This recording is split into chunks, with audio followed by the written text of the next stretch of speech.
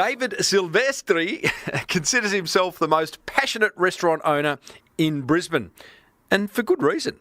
Arrivederci Pizzeria, how's my Italian going? Pretty average, really, is ranked number 1 on Ubereats. His 150-seat dining room is full every night of the week, and his 25 staff wouldn't work anywhere else. Oh, let's find out what he's doing right.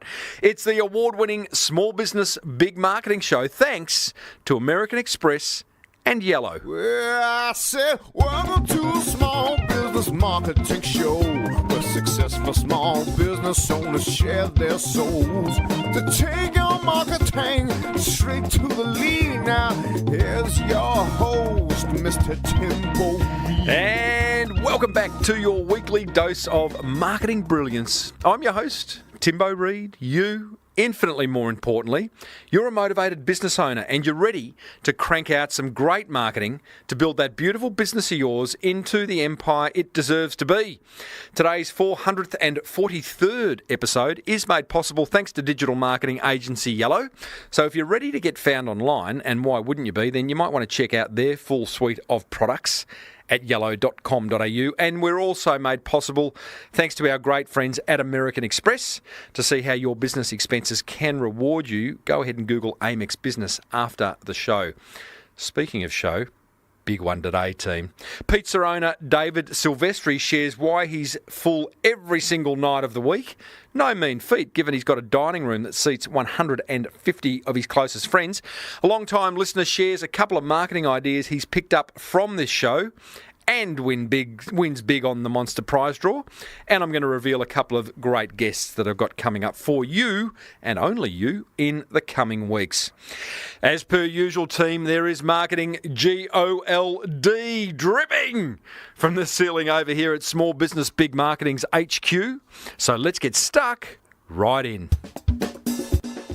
Before we go and meet our wonderful guest today, David Silvestri, I've got some exciting news on how this show gets funded. It's exciting for me, and hopefully it's exciting for you, because it means I can bring it to you all throughout the coming year. Now, Amex, American Express, have signed on for another year, which means I can 100% focus on creating solid content to help you grow your business. And part of that deal, starting in February, will be an integral segment, a new segment in this show that I'll be doing with past guest Steve Sims. Now, he's been on twice. He's been an awesome guest. He's based in LA, an incredible guy. More on that segment in the coming weeks, but you are going to love it. And I have a new sponsor in digital marketing agency Yellow, who have a range of products for small businesses just like you, who are on a budget. So whether you need a new website, Facebook ads, Google AdWords campaign, SEO, all that online stuff that bamboozles you, then they can help you out. More on them after the show, but you can check them out at yellow.com.au. And I'm also supported by a company called switchnode.com.au. They're a wireless internet solution to slow internet. And if you're in Australia, you may well have slow internet. I've been using Switchnode now for a couple of months, and it is game-changing. More on them again in the coming weeks, but check out switchnode.com.au. Okay, let's meet today's guest. David Silvestri is the second generation to own Arrivederci Pizzeria in Brisbane, and he's one passionate business owner, as you're about to find out, who loves every single aspect of running and growing his little empire.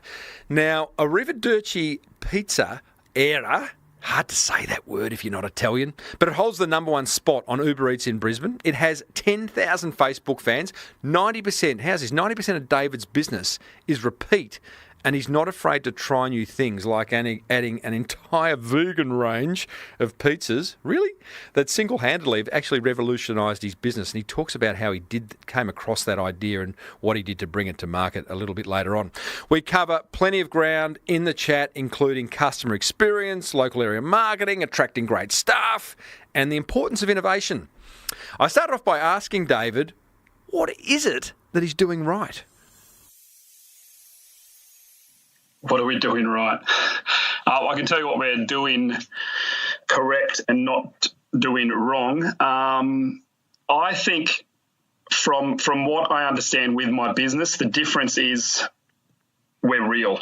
I feel that we're personalised and I don't mean as in I'm personalised, as in people come in there to look for me. I think our different point is I truly believe you can get a bloody good pizza in a lot of places in Brisbane.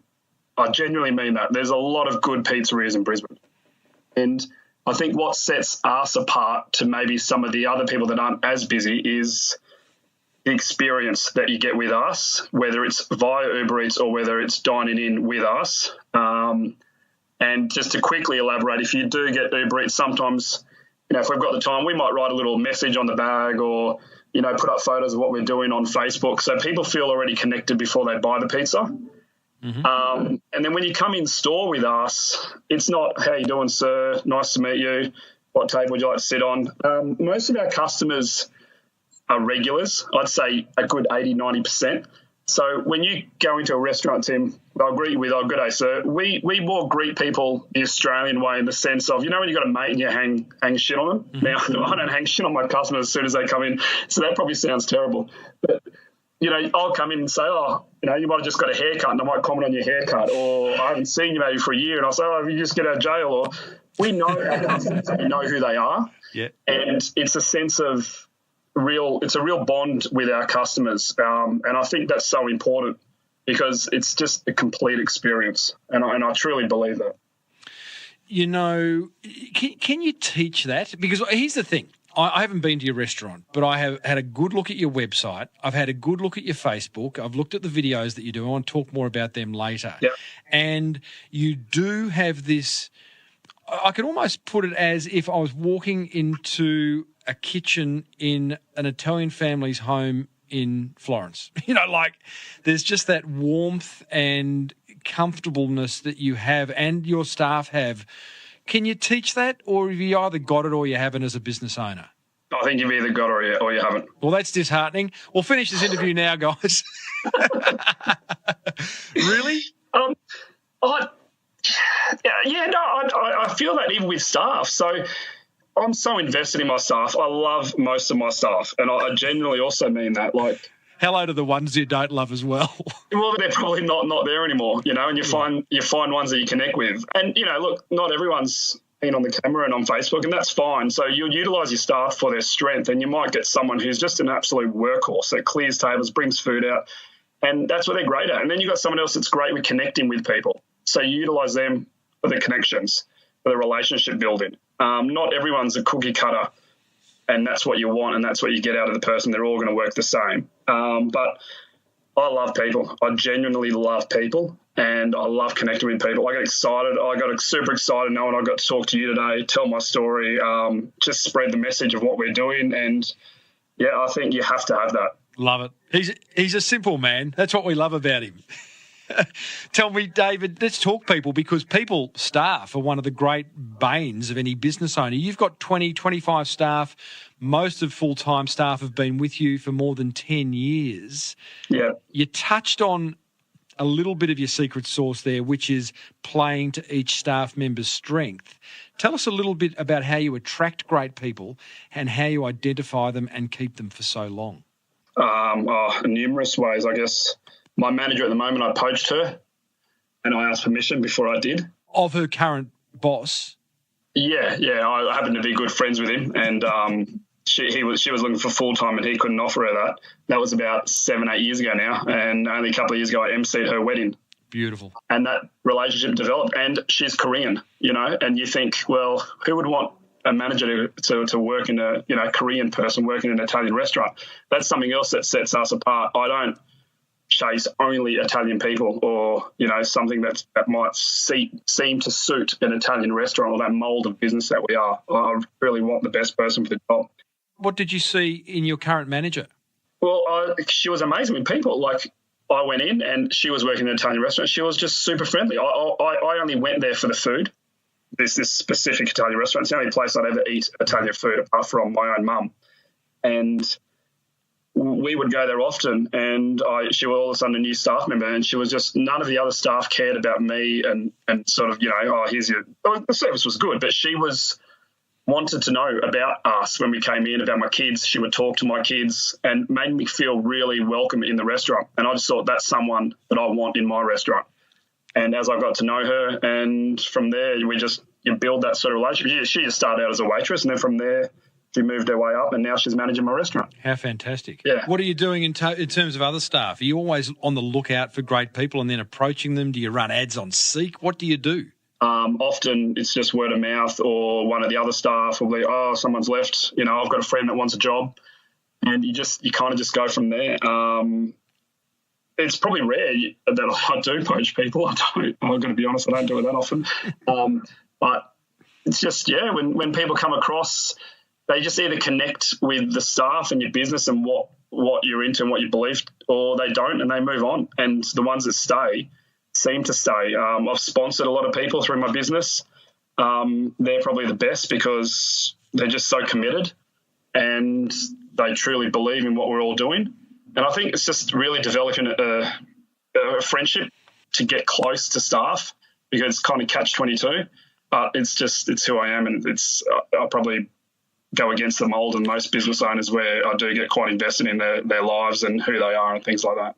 So you're talking there about, like, part of that being becoming a friend, but at the same time being their boss and walking that fine line. Exactly. Yeah, okay. There's been a couple of game-changing moments, from what I can tell, in the Arrivederci Pizzeria business, David. One is Ubereats. The other is vegan. I'll talk about vegan second because it drives me nuts. My daughter's a vegan and it creates havoc. But let's talk Ubereats. You're the number one pizza restaurant in Brisbane on Ubereats. Yeah. What's that done for business? It's a necessary evil. You're either part of it or you're left behind. Why is it a necessary evil? Because you have to be part of it. And I like to be in control of everything. And it's something that, while I'm in control, I'm also not in control. Tomorrow Uber Eats could stop. There's no contract. They can put your fees up, and you work by their rules. Do you have to do Uber Eats, or why can't you just do your own takeaway? We do plenty of takeaways, but I think the way we're moving, a lot of people Uber Eats is a huge marketing business, and I feel that most people, when they're home, they just grab the app and they're going to order. They're an Uber Eats customer first and foremost, and they're just going to order through the app because it's simple, it's easy, and it's so great to use. Yep. And if you're not on there, I don't know of too many people that will specifically, maybe that I'm just throwing numbers out guessing, maybe 10 to 15% may go to the actual restaurant themselves, or they're our existing customer. So we've got a lot of new customers and we're just there. So I think you have to be part of it this day and age. And now you're on the Uber Eats advisory panel. Yes. Is that a good thing? Yeah, it's exciting. I like to be recognised for our hard work, and when we do achieve and be successful, I'm not shy of what we do. I think I'm quite competitive, and it's nice to be recognised and nice to have people want your opinion and advice. Tell me about your competitive nature. How's that show itself? I like to win.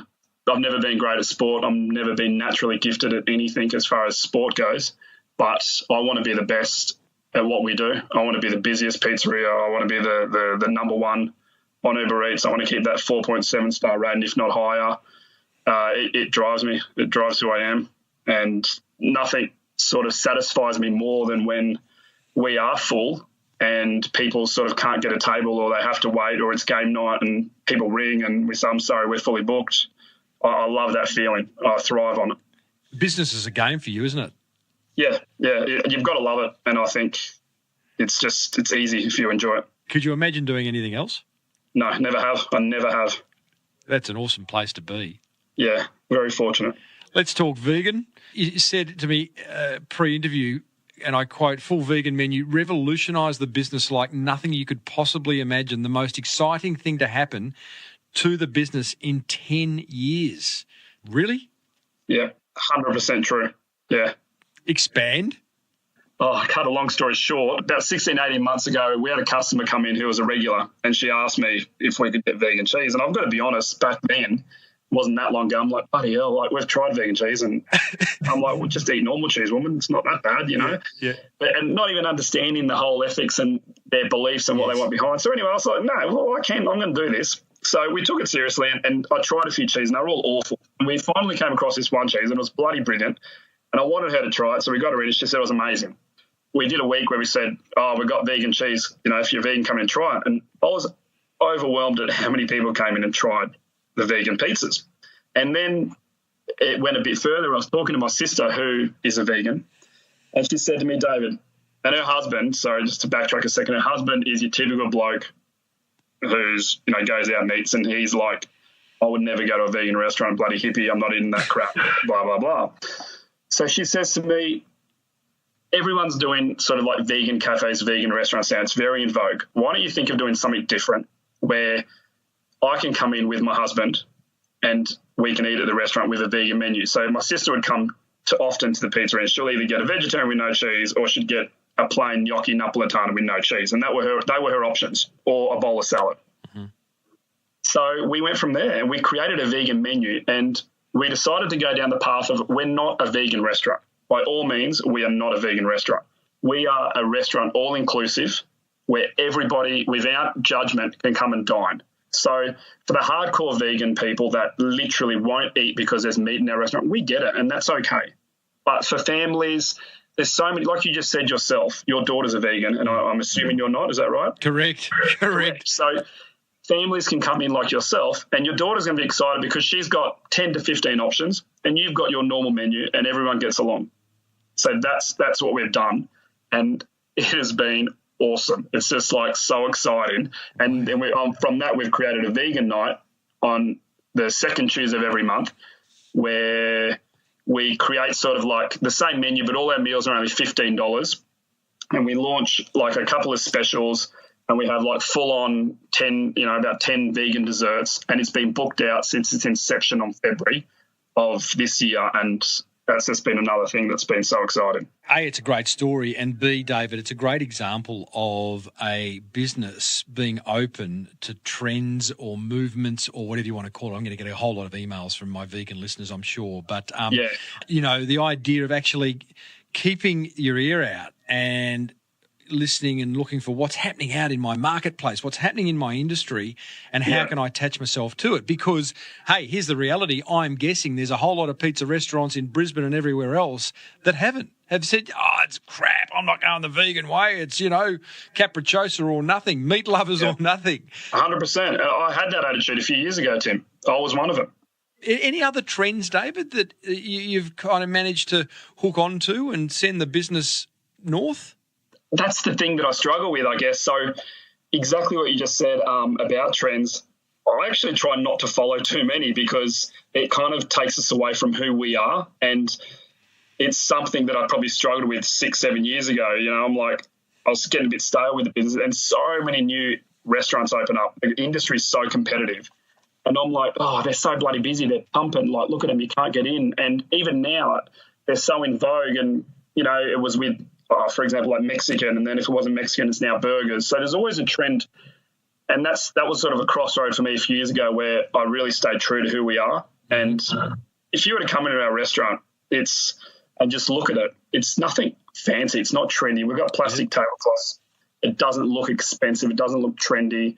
But at the same time, it looks to me as who we are. It represents not pretentious. So I guess I've tried not to follow too many trends, but it's more about just evolving with the times with your menu, I guess, and being really sympathetic and respectful to who people are and believing in and understanding what they believe in, I guess.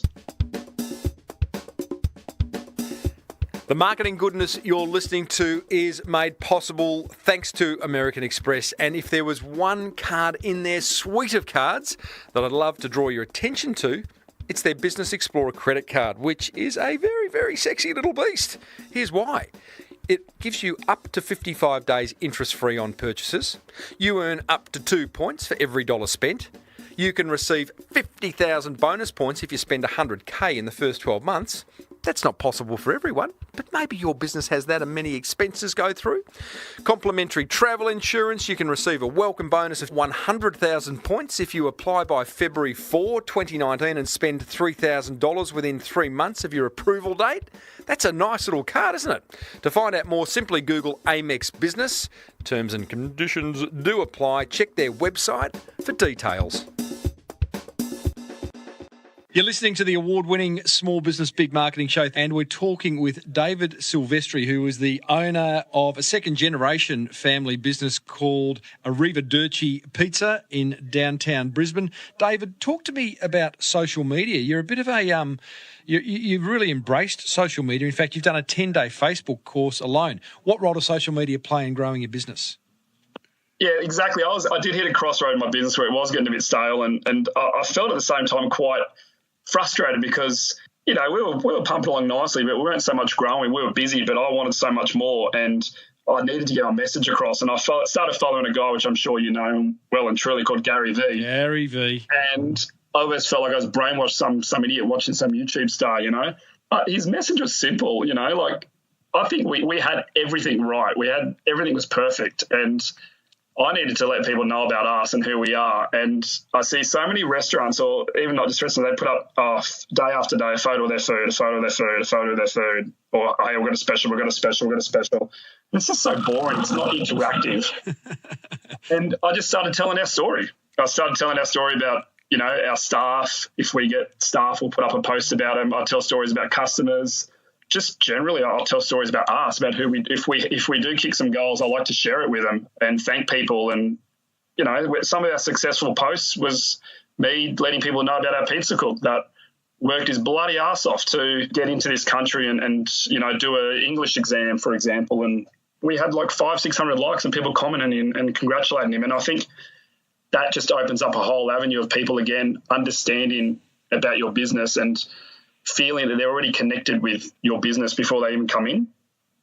Well, it goes back to what you said at the start, which is be personalised, be real, and that's what you're doing in social media. I mean, Gary V also talks about the fact that social media is just people having conversations online and, you know, adapting your conversation to whatever social media platform you're in. So he talks about Facebook being a party, LinkedIn being a networking event. Yep. So you have that kind of conversations, and, you know, a little pizzeria in Brisbane getting 400, 500, 600 likes and a couple of hundred comments on a post is not insignificant. But what I'm interested in is, what's your ROI on that? Are you able to translate your activity, a particular post, into increased sales, or are you really just building a community and, dare I say, a vibe and a tribe? Yeah, I learned a lot about tribalism, and it's exactly that. I don't think we ever sell. I can't even think of a time I put a post, and I don't think I've ever done it once, like 2-for-1 pizza tonight, come in. We've done happy hour. We've had existing happy hour, but I haven't specifically done a day that Wednesday, buy one pizza, get one free, and try and convert it. So it's really just about exposure and not sort of having a media company behind you, because I don't believe that works either. You have to be able to believe the story you're telling and actually be true. So we're very spontaneous with our posts. Something might happen and bang, I'll post it up and tell the story. I'm quite an emotional person where, you know, yesterday I visited a dear friend that I met through the pizzeria and who's now in a nursing home that can't come to us. And I asked her if I could share this story. And before I'd be quite embarrassed, or not sort of embarrassed, but if I share it, will people think I'm just trying to get business, you know, like I was always conflicted. And then, you know, that was many years ago, I thought stuff, and I'm just sharing everything. If people want to judge and that's what they think, that's up to them. Mm-hmm. It's been amazing, like, again, how people respond. And I think it just gives a connection to, again, the community and the people. I agree. I totally agree. I noticed you're doing these video diaries as well, where I watched one of you in a hotel room in Sydney, which started off very negatively, but again, you're putting no filter on it. Basically, you said, I'm in Sydney for 5 days and I hate the place. Yeah. I know, it's terrible, isn't it? Anyone's from Sydney's not going to come in my business. Well, again, I guess it's real. And, you know, I think as business owners, I'd be interested in your view, but I think polarising is quite an interesting little tactic where you don't try and be everything to everyone. You don't try and please everyone, because you're never going to. Instead, have an opinion, share your thoughts. Those who like it are going to love you. Those who don't, well, they can move on. Yeah, I guess so. And it sounds arrogant, but hopefully enough people love us that we're busy. What's been your proudest moment, David? There's been so many, but honestly, the proudest moment I've ever had was in 2006. So we've got quite a big football following. I love my football, and Park Road's always been synonymous with the World Cup. And Italy drew Australia in the round of 16, and it was huge because, to get Italy and Australia in Australia, and the game was at Thursday morning at 2 a.m. We decided to put screens up. And this was before Facebook and any of sort of how do you get your message out there, you know, because we had 2 days when the draw was sort of announced because they get through. And I contacted a television station. The next thing I knew, we had Channel 9, 10, 7 doing live feeds at 6 o'clock at night. And when I say live feeds, as in the reporter, for example, Channel 10 had their 2 reporters doing the entire news out the front of our restaurant. No. And the day before, I contacted council and I said, it's getting quite big. We're expecting a lot of people to come down. We need some support. We need some street closure. And the usual spiel, you got to give 3 weeks notice. You've got to put in the design plan and blah, blah, blah. There's nothing we can do. And lo and behold, people started rocking up about 10 o'clock. By about 10:30, the street would close. And when you talk about competitive, it was just like a big stuff you to the government that didn't want to help us. They got about 3,000 at their family-friendly venue. When I say family-friendly, I don't know what that meant because we didn't serve alcohol or anything that night anyway. We can't at that time. But it was awesome. And I just reflected in that moment and saw what we had created. And that was probably my best moment I've ever had. Mate, that's a great story. Tell me, while we're on the topic of, which is basically local area marketing, what other local area marketing do you do? Do you sponsor any teams? Yeah, so I think it's important to be part of the community. So just down the road, there's Toowong Soccer Club, and we got involved with them about 3 or 4 years ago. So we got a bit of signage up and sponsor their teams. And again, football's just such a big part of our business. So we get a lot of those people come in. The referees come in before and after the Royal game. So diverse that we don't sponsor them though. And to get touch, I'm not sure if you're familiar with them. We sponsor them. So these are all sporting teams. When you do sponsor, I'm interested, do you just simply get a banner on their ground, or do you actually work that sponsorship so that do you get access to a member database? Do you get ads in the program? Do you get to speak at local events? How does that sponsorship work? No, I'm not. Maybe I'm naive, but I'm not after any of that. I'm just happy to sponsor them if we can give them a bit of money that helps out with the kids, or we give a lot of pizza out to the Toowong Football Club on game days and things like that, so the players can eat afterwards. And from there, I just think it's karma. People want to support local businesses, and they're going to come back to you. It's like that quote from The Castle, the film The Castle, where he says, "Just the vibe." It is just the vibe, and that's what you're creating, I think. That's your marketing strategy, David, in one word, vibe. Appreciate it. Tell me, mate, it's all rosy so far in this interview. What's been your toughest moment in business? My dad passing away. It's pretty tough. I didn't mention that when you emailed me. Something I don't discuss that often. But he started the business with my mum many years ago, back in the 80s, and then opened the pizzeria in the 90s. So we were always together and literally best of friends. If they wouldn't pass, we wouldn't ring each other. And he passed away in 2007, tragically, and heart attack. And that was tough, sort of walking in and still running the business. He had retired a few years before then, but, you know, as parents, they're often always around annoying you, and you miss that. And definitely, probably about 5 years ago, I became quite complacent, as I mentioned, with the business, and just thought everything was amazing, and I led a bit of the good life and went out too much and enjoyed probably pulling myself out of the business thinking I could do that. Mm-hmm. And that's when you notice slowly after 5-6 months, when you're not there so much, that I believe businesses sort of can't run without the owner having a presence and sort of leading the team. And that was a massive learning curve, that never to become complacent no matter how busy you get, because within a minute, you know, one wrong thing in one day, you could lose everything. Did the complacency come through success? You thought, this is all humming, I'll just sit back and enjoy the fruits? Yeah, 100% the success, and thinking, you know what, I've been working bloody hard for ages, and why can't I sort of go out and enjoy myself more and go on holidays? And I thought, I don't need to work any more nights, so I pulled myself away at night time and thought, you know, put a few managers, it's going to run itself. But it was good, and I'm glad I did it, you know. It makes you appreciate what you've got. What did your old man teach you about business? He taught me to love people, like really appreciate people. Probably my biggest lesson, like I said, I've been doing this since the day I left school, and he made me sort of work in every part of my business, as in not a few months, like, you know, years. I was making pizza, I was in the kitchen, I started doing dishes, everything. And, you know, I always thought, this is so, if a staff member comes to you and says, I want more money, or I'm going to, you know, quit, and Bob, you can go, yeah, stuff you, I can do that. Well, it's great if that does happen. It was more about just having the empathy and learning for the people, that understanding what their job's really about. Until you've actually worked a day in their shoes, I don't think you can really understand how tough it is to make pizza, how tough it is to be a chef. You know, you could feed 600 people in that night and you may not get a thank you from any customers. And I'm not saying that they're rude. They just take it. You know, people go out for dinner and they might thank the staff that serve them. It's just really being able to understand and really being empathetic to your staff. And I think that's so important, and not enough people, I think, in business truly understand how hard it is, especially in the restaurant industry. The idea of working in every part of your business, I think they created a show off the back of that, didn't they? Undercover Boss, which love it. No doubt. I mean, it's amazing. I mean, made for TV, we get that, but the idea is very, very is solid, which is, you know, if you want to have empathy with all your different staff in all the different divisions of your business, whether you've got 5 or whether you've got 100, then go and work in those divisions, those departments, and see what they're dealing with and see the frustrations and the joys that they're having to go through on a daily basis. Then you become a good boss. Yeah. No doubt. It's a pretty good story, David. You bought the business off your old man, didn't you? Yeah, I guess so. Over many, many, many years. Love any of Mum's recipes on the menu? Oh, God, yeah. So no idea about Pete's mum. That's not her thing. Yeah. But she was a chef before.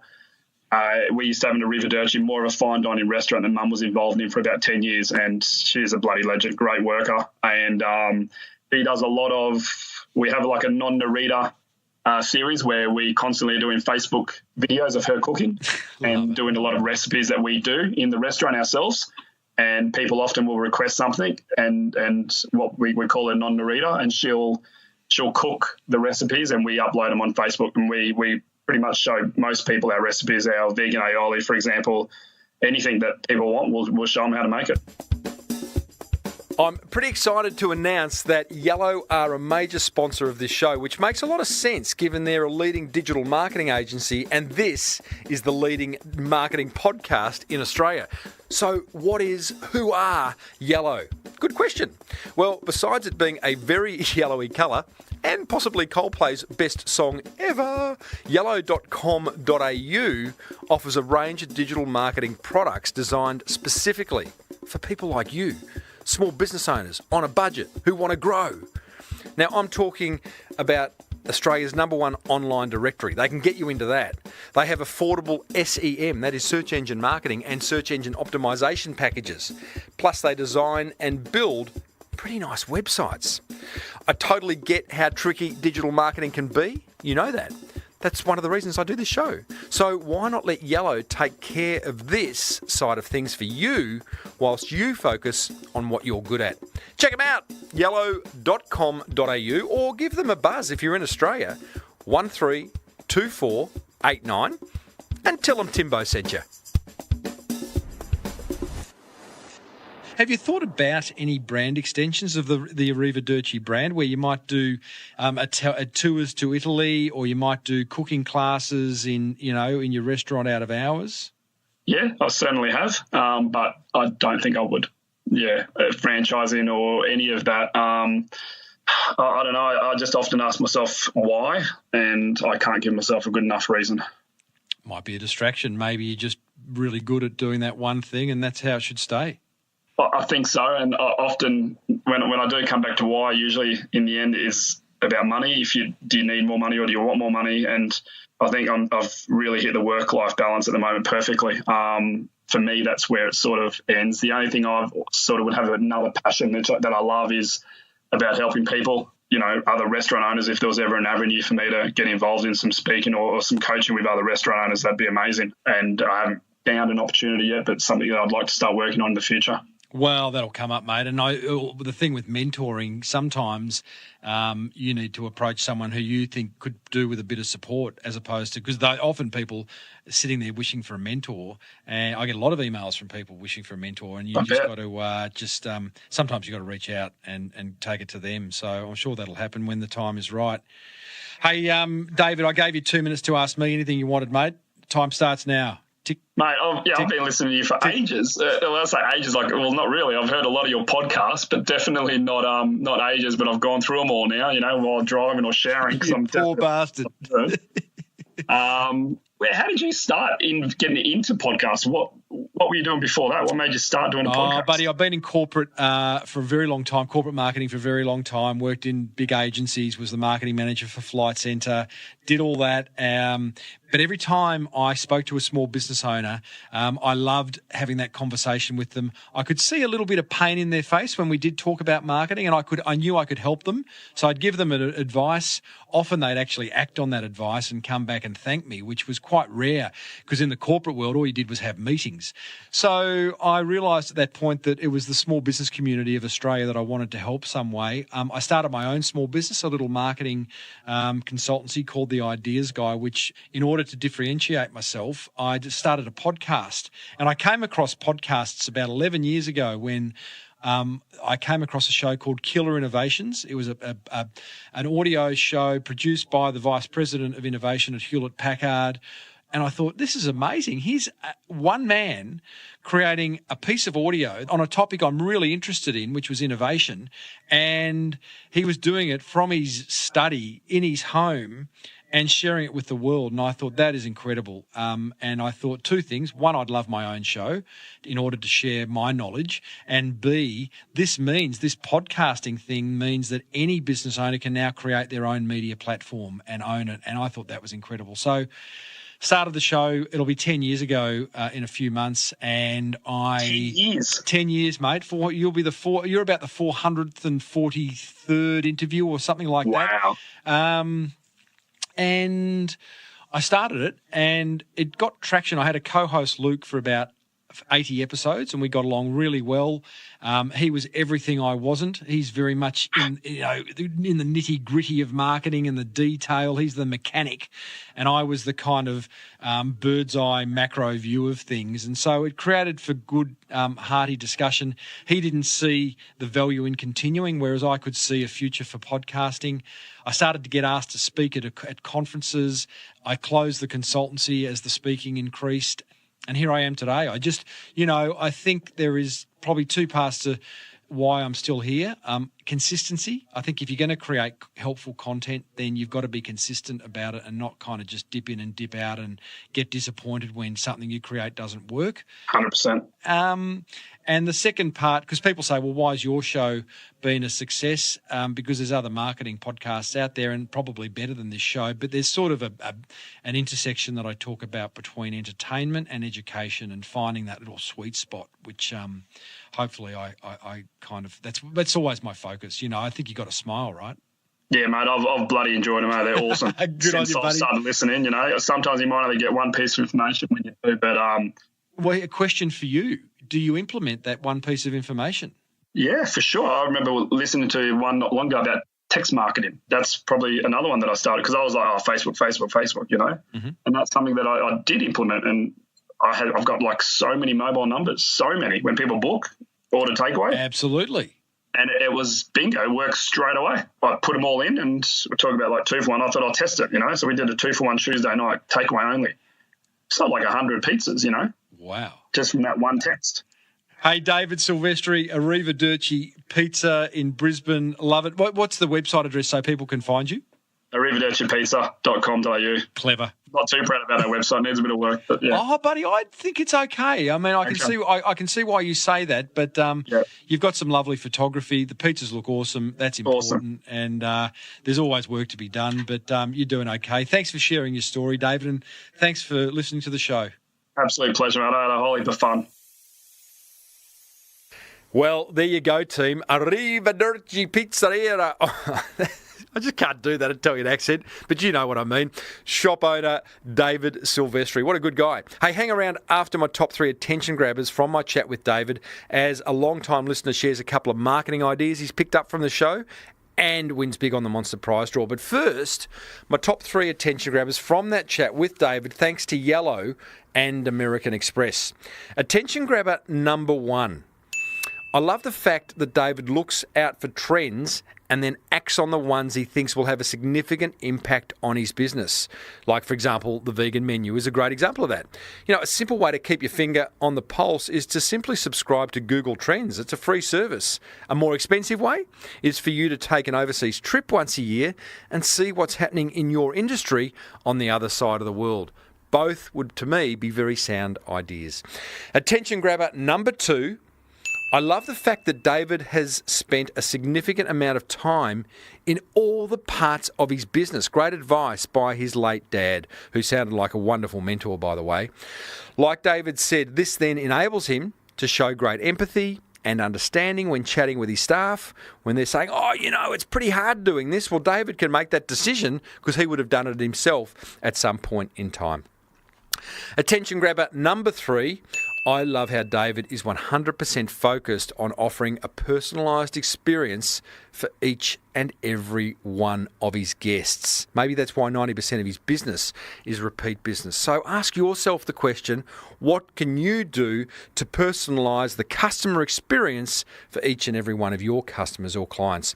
That's what grabbed my attention. I would love to know what grabbed yours. Head over to smallbusinessbigmarketing.com/443 and let me know.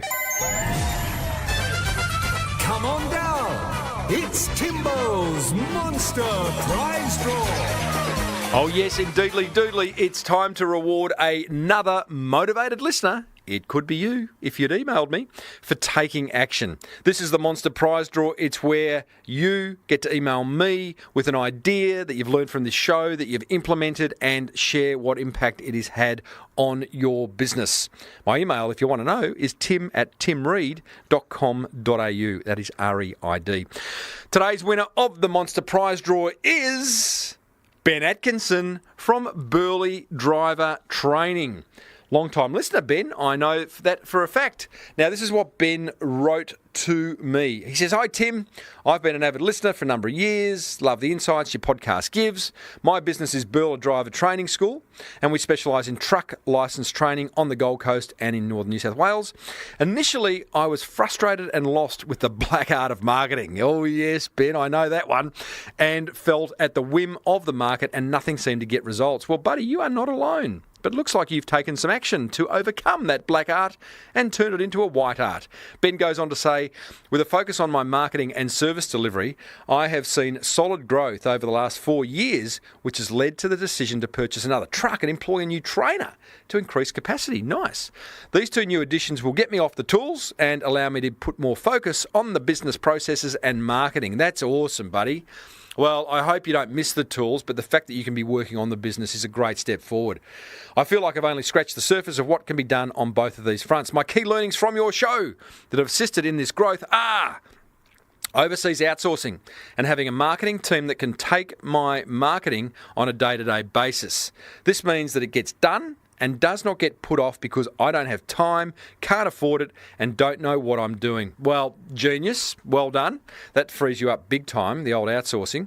And the second thing Ben says is persistence has paid off as the results, and while not overnight, there has been strong growth over a number of years with improved Google rankings. While most of the time I was ranked in the 2 to 4 range, within the last 6 months, we often rank number 1 for a number of key search terms, which is great to see. The other thing he's done is attending industry conferences where he interacts with other businesses in similar fields, which has given him great insight into how they are doing things, as well as some great speakers that get you thinking about what you can do in your business to make it better.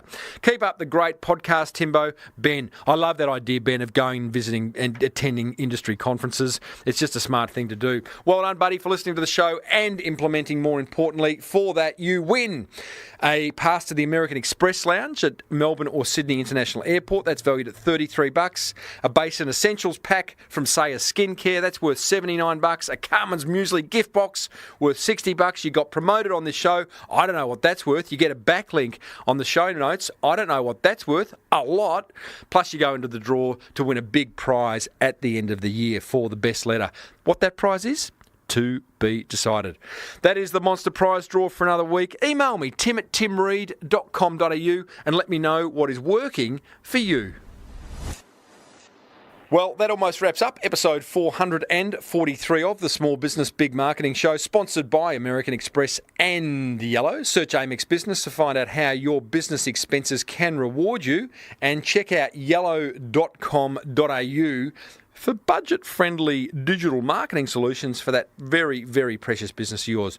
Hey, I've got some great interviews coming up, including a chat with a full-time mum that's found herself creating joy for kids all over the world and making $1 at the same time. I have a raunchy chat with a couple who, according to them, organise the best hens parties going around. He's a stripper, she runs the business. And we catch up with customer experience expert Amanda Stevens, who's going to explain how we can all be a little bit more epic. I like that word, epic, in the way we love our customers. Be excited, team. Be very, very excited. Don't forget there is an entire back catalogue of the Small Business Big Marketing Show over at smallbusinessbigmarketing.com. If you love the show, let another business owner know about it by downloading it onto their phone and hitting subscribe and showing them how to listen to this podcast and others. Until next week, I am Timbo Reid. Thanks for tuning in. May your marketing be the best marketing. Bye for now.